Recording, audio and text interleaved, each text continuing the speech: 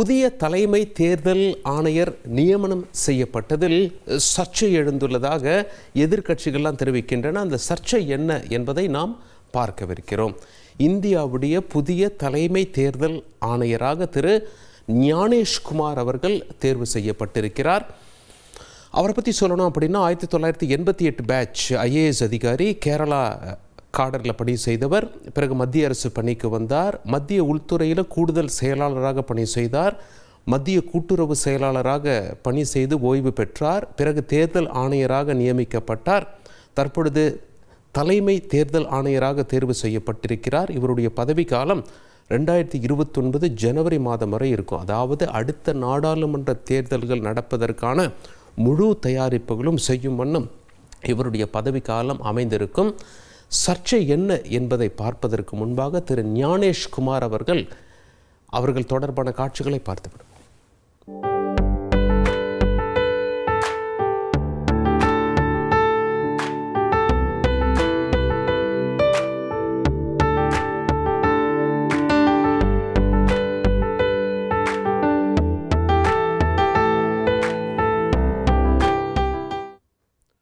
இந்திய தலைமை தேர்தல் ஆணையர் என்னும் பதவி மிகவும் சக்தி வாய்ந்த ஒரு பதவி. மாநிலங்களுக்கெல்லாம் தேர்தல் நடத்துவாங்க. அது மட்டும் இல்லை, ஜனாதிபதி தேர்தல், குடியரசுத் தலைவர் தேர்தலும் அவங்க தான் நடத்துவாங்க. நாடாளுமன்ற தேர்தல்களையும் அவங்க தான் நடத்துவாங்க. ஒரு பவர்ஃபுல் பாடி என்று அழைக்கப்படுகிறது. ரொம்ப சக்தி வாய்ந்த அவங்க தேர்தல்லாம் அவங்களுடைய கட்டுப்பாட்டில் தான் இருக்கும். அந்த துறைக்கு தலைவர், அதாவது 2 தேர்தல் ஆணையர்கள் இருப்பாங்க, ஒரு தலைமை தேர்தல் ஆணையர் இருப்பார். அந்த தலைமை தேர்தல் ஆணையரை தேர்வு செய்வது யார்? அதற்கென்று ஒரு முறை இருக்கிறது. யாரெல்லாம் இருப்பாங்க அப்படின்னு சொல்லி உச்சநீதிமன்றம் சொல்லியிருக்காங்க. உச்சநீதிமன்றத்தின் உத்தரவு இருக்கிறது.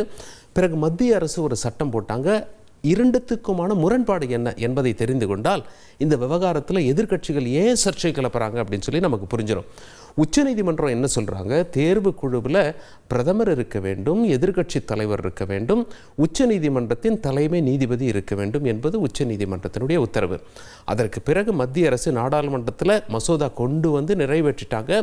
அதன்படி தான் இந்த அப்பாயின்மெண்ட் போட்டிருக்காங்க. அப்போது மத்திய அரசு சொல்லும் சட்டத்தில் யார் இருக்கலாம் அப்படின்னு சொல்லி கேட்டிங்கன்னா, பிரதமர் இருப்பார், எதிர்க்கட்சி தலைவர் இருப்பார், உச்சநீதிமன்றத்தின் தலைமை நீதிபதி இருக்க மாட்டார். அவருக்கு பதிலாக ஒரு மத்திய அமைச்சர் இருப்பார். அந்த மத்திய அமைச்சர் யார் என்பதை பிரதமர் முடிவு செய்வார்.